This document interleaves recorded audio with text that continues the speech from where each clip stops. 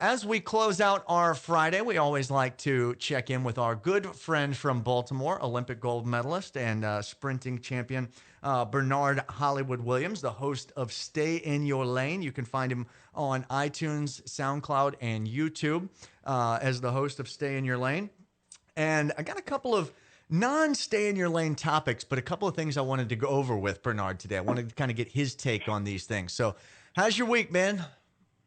It's been going good, man. I can't complain. Ready for the weekend? You bet I am. Ready for a Baltimore victory tomorrow night? I'm a little worried about my weekend. I have to host. I'm hosting trivia tonight, and it's Office-themed trivia. But I've never actually watched an episode of The Office.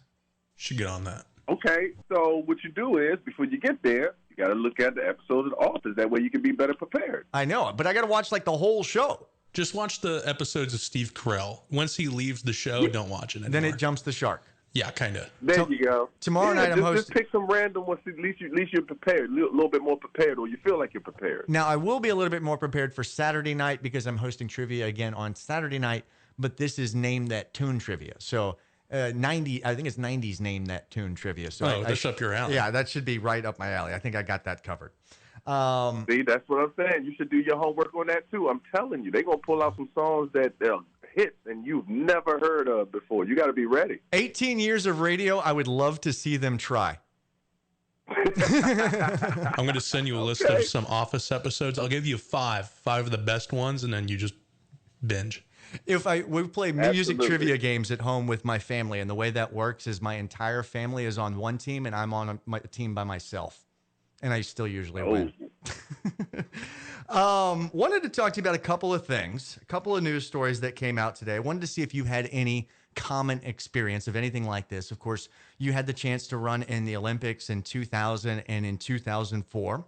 And with that, when you run in memorable races like that, you get the things that you wear and the things that you use become souvenirs, become mementos. So, for example, the shoes that you wore in your 100-meter race might become a keepsake or might become a souvenir for somebody. Or it's something that you could donate to charity and it could be auctioned off.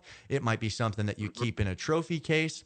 And so we had this situation with Kyle Rudolph from the Minnesota Vikings, who after the game where he caught the game-winning touchdown, albeit a controversial one, a reporter asked for his gloves and wanted to auction off the gloves and donate the money to charity. And not 24 hours later, the gloves, of course, show up on eBay.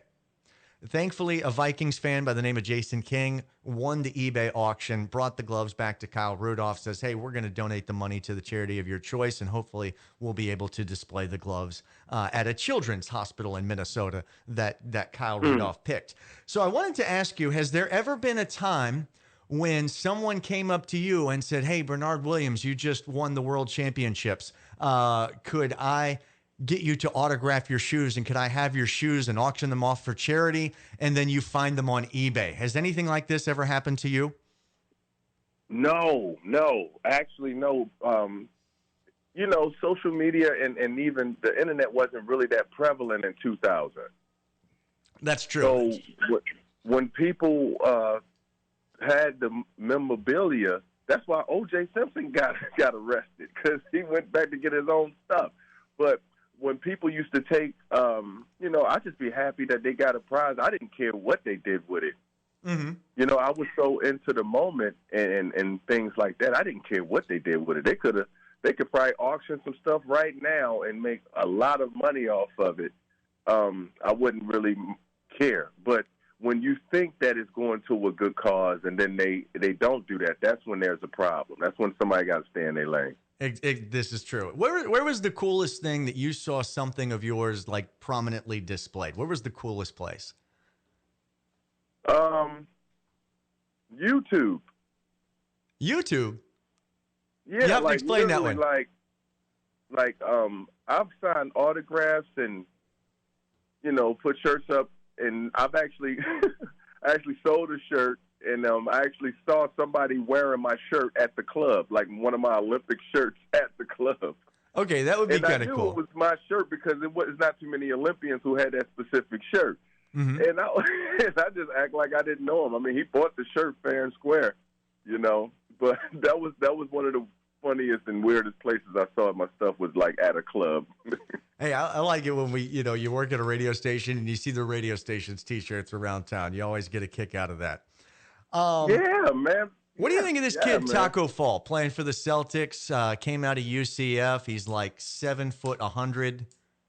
Tallest player in the NBA right now, originally from Senegal. Not getting a whole lot of playing time with the Boston Celtics, but when he does get onto the court, the fans almost demand that he gets onto the court because they are loving this kid being in Boston. He gets out around the town, and he's just on like this giant welcome tour. And Enes Kanter had to take this kid aside. He's a young kid, very tall.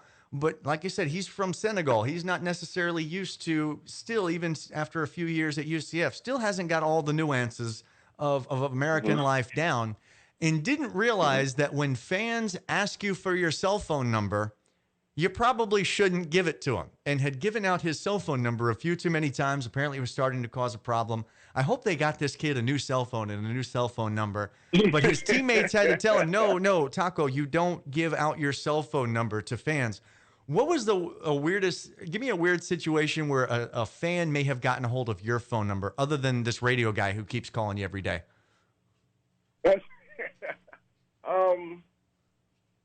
I know, sad to say, I don't have too many stories where I got fans, who have my number. Like, some people don't even know. Like, many people have no idea. So I've never experienced that. Nobody ever got a hold of your number? It never got written in the women's bathroom of the Swamp in Gainesville or nothing like that? No. Not in Sydney? I probably gave somebody my number, and then they end up being crazy, and I was like, let me block my number. Let me block this person, or let me switch my number. But no, I've never really had that because I'm not like a popular athlete, like in track and field. You know what I mean? I'm not. The cool part about being successful and not being famous is you get a lot of privacy and people don't really care. So I don't have to go through those things. That baffles me. You're a 100-meter sprinter. You won an Olympic gold medal, and he's like the lost Olympic gold medalist. How more people don't know the name Bernard Williams, yet they'll remember Usain Bolt and Michael Johnson for generations. Always felt bad for you about that, my friend. Last one, I want to talk about this. Don't feel bad for me. Look, these guys have broken records and done things no one has ever done.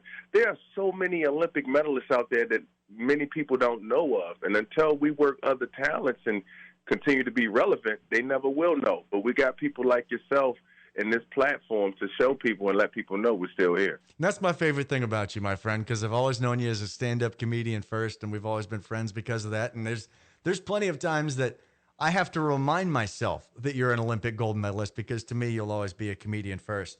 Last thing I wanted to mention to you, I want to talk about this situation with the Cavaliers head coach calling his players. He says he accidentally called them thugs when he meant to say slugs. Do you believe him, or does he need to stay in his lane?